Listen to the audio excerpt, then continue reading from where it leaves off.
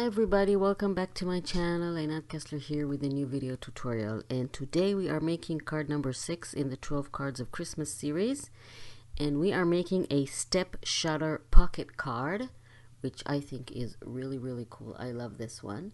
So you have the link to the measurements and the cutting guide in the description under the video. You can go ahead and download it there and then have all the measurements to make the cards in the series. So we're going to start with our first piece. This is the square, and we're going to score it at 1/2 inch on all 4 sides. So we're going to keep turning it 45 degrees and then score it at 1/2 inch. Usually when I score it 1/2 inch, it's easier for me to align it to the 1/2 inch on the right instead of on the left, and then I can hold the paper steady and have no problem with the scoring. Next piece is the shorter one. We're going to score it at 4, which is basically the middle. And then finally the bigger piece. Here we have a little bit of scoring to do. So we're going to align the paper at 2 inches and then score from the top, but only all the way to 2 inches. So we're not scoring all the way down, we're only scoring from the top to 2 inches.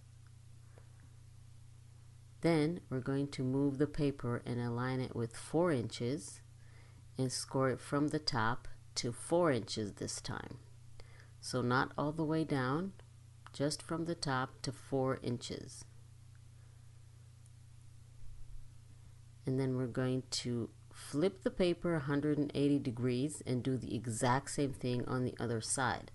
So that means aligning the paper with 2 inches, scoring from the top all the way down to 2 inches, and then moving the paper to 4 inches and scoring it from the top down to 4 inches.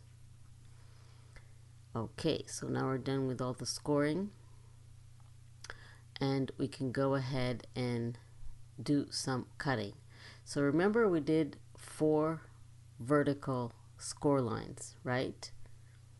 The ones on the outside are going from 2 inches to from the top to 2 inches, and the one in the middle go from the top to 4 inches. So we're going to mark at 2 inches on the first score line, and then at 4 inches on the second one. It's basically the end of the first score line and then the end of the second score line. And then we're going to do the exact same thing on the other side. So on the first score line that goes from the top to 2 inches, we're going to mark at 2 inches. And the other score line that goes all the way to 4 inches, we're going to mark at 4 inches. So now we have 4 pencil dots. And what we're going to do is cut from dot to dot. So we're going to have 2 horizontal cut lines from the pencil dots that we just marked. So I like to do it with a craft knife and a ruler and not in the trimmer, so it will be very accurate. Sometimes with a trimmer you maybe go a little bit too far or not far enough, so it's easier to do it with just a ruler and a craft knife. So from dot to dot, and this is what is going to create the shutter effect that we're going to have on this card. Okay, so this is what you have so far: 4 vertical score lines and 2 horizontal cut lines.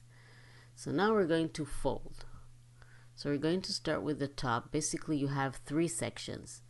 So on the top we're going to do mountain and then valley, and then in the center again mountain and then valley, and in the bottom again mountain and valley. The order is always the same. And now you have the step shutter effect that you are looking for. So now we can burnish all the folds, make sure that everything is completely aligned and straight, and that the folds are perfect. Okay, so now we have our base, and we can erase the little dots that we did if you see them. This is the effect. Isn't that cool? Love it. Okay, but we still need to cover the card and make the pockets because this is a step shutter pocket card. So remember this guy that we scored in the center? We're going to fold it. This is the front of the card and it's going to go here. So we're going to apply glue on the back side. This is the front flap of the card, and then attach it to the front like this. Of course, you need to align it with the sides and the bottom and make sure that it fits completely.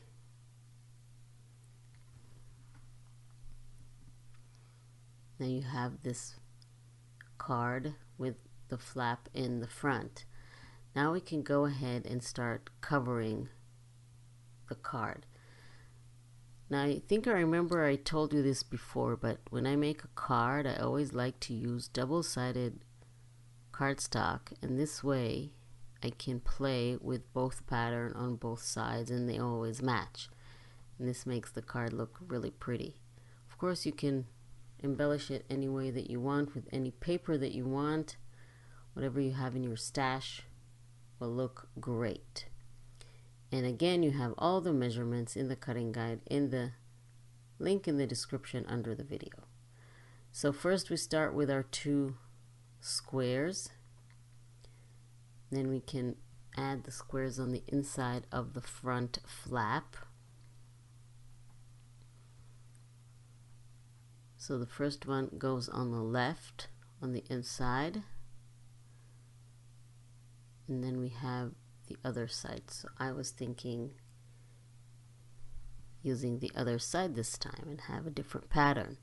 Like I said, playing with the patterns of the colors of the paper makes the card looks interesting and surprising and fun and colorful and festive. Okay, so now we have the little squares that we can play with and see which one is going to go where. I like to arrange them first and then see if I like the order of everything, and then after I decide that I like it, then I can glue it down. So I've glued all the little cover paper squares, and this is what I have so far. So now we can go ahead and add the pockets. Remember, it's a step shutter pocket card. So we still have that large square that we scored at 1/2 inch on all directions, and we're now going to cut it diagonally in half.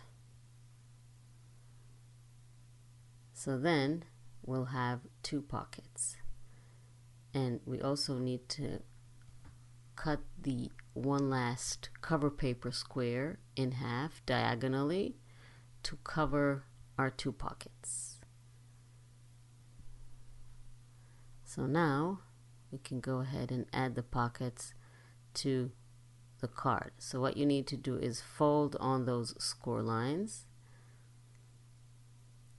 Then you'll see that the paper peeks out. We don't want that. So we're going to cut that corner here and on the other side. And then we're also going to cut the bottom corner. See, now it fits, so it won't interfere with the folding,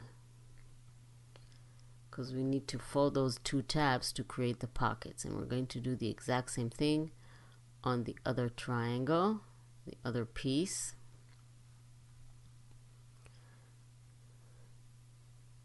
The angle doesn't really matter as long as the paper doesn't peek out. And then the corner. Okay, so now we are ready to attach those to the card. So we apply glue to the bottom of the tabs, and this is how the first pocket goes, and then the second pocket goes in here. And these pockets are really great if you want to add gift cards or a hidden message or some money. You can add many things. You can insert many things in those pockets. So I like to cover them first, but it doesn't really matter. You can attach them first and cover them later.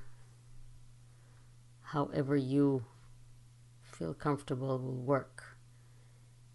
And I'm still playing with the pattern, so it will look interesting. So just apply glue to those tabs. So you don't want those tabs to be one on top of the other, to overlap. So if that happens, just remove a little bit. Excuse me. So apply glue to back side of those tabs and then attach the pocket, aligning it with the bottom and the score line on the left. We still want that flap to be able to close and open, so don't attach it on the score line, so the movement will still be good. Then we're going to attach the pocket on the other side. And then, like I said, you can insert anything you want in those pockets. And I really hope you like this tutorial. Please don't forget to subscribe to my channel and click on the little bell icon to be notified when I upload a new video, so you won't miss anything, and you'll be able to make all the cards in the 12 Cards of Christmas series and all my other projects.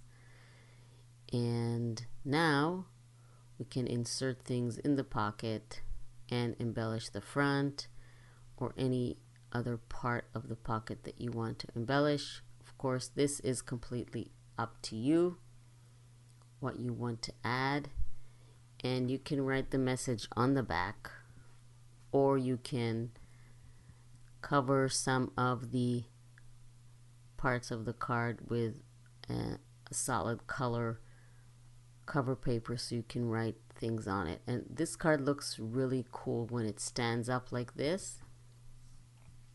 So, and it of course fits in an envelope when it's closed. So I think it's a really, really cool card. I really, really love it. And it wasn't really hard to make, right? So thank you very much for joining me, and I will see you next time in the next card.